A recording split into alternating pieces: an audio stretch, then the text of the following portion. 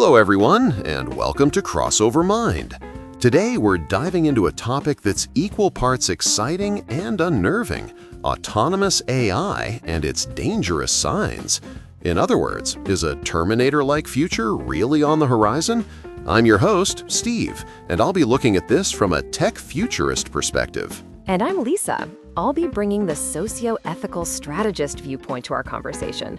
While the technological leaps are undeniable, I believe it's crucial we discuss the guardrails needed to navigate this new era safely. It's great to be here. Great to have you, Lisa. Our discussion today is heavily inspired by the insights of Mustafa Suleiman, the CEO of Microsoft AI and a co-founder of Google's DeepMind. He's a true pioneer who's been thinking about these issues for years, long before AI became a household name. He has a unique, split-brained view, incredibly optimistic about AI's potential, but also deeply concerned about its risks. Exactly, Steve. He's not just a developer, he's also a philosopher in this space.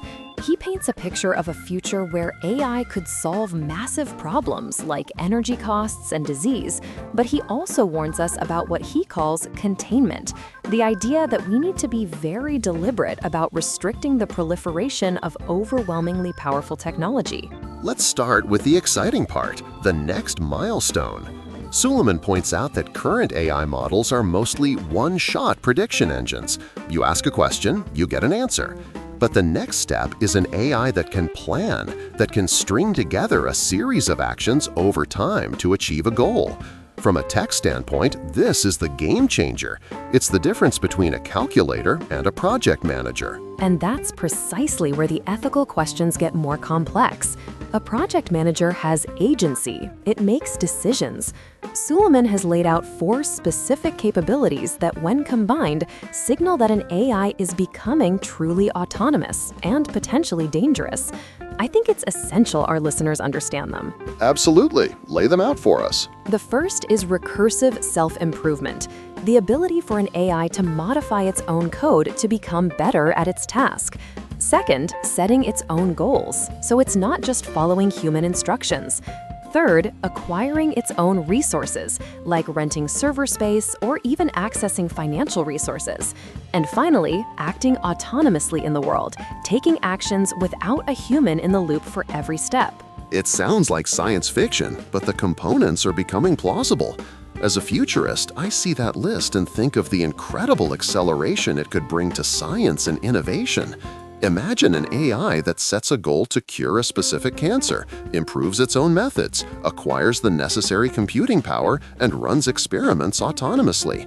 It could achieve in months what might take humans decades. I don't deny the potential upside, Steve, but as a strategist, I have to ask, what happens when its goal isn't curing cancer?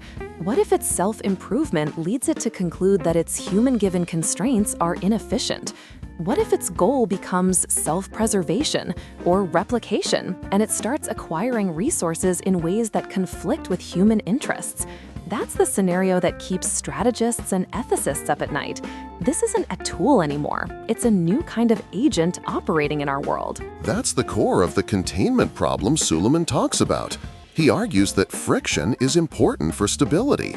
Making things easy and instant for everyone can lead to chaos. But I think the solution isn't to stop developing these capabilities, but to build the off switch and ethical frameworks right into the architecture. Data centers are physical places. The ultimate failsafe is still in our hands. But will it always be? The fear isn't just a physical robot like the Terminator. It's an AI that can manipulate digital and social systems. An AI that can persuade, create convincing deepfakes, or even execute complex cyber attacks. Suleiman himself said that a system with those 4 capabilities would require military-grade intervention to stop. We need to define the red lines before we get there. I agree that regulation is necessary. Suleiman compares it to how we regulate nuclear power. It's a restricted activity because of its potential for massive impact. He's not anti-regulation, he sees it as sculpting the technology for the common good.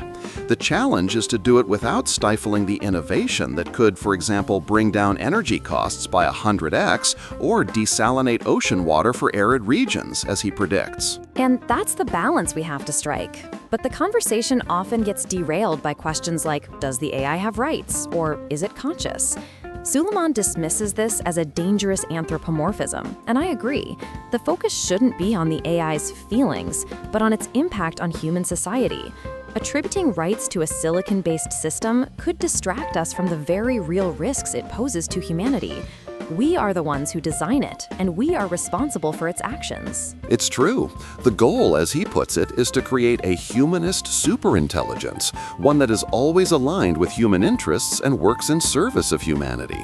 It's about creating a powerful partner, not a digital overlord. The story of Lee Sedol playing against AlphaGo is a perfect example.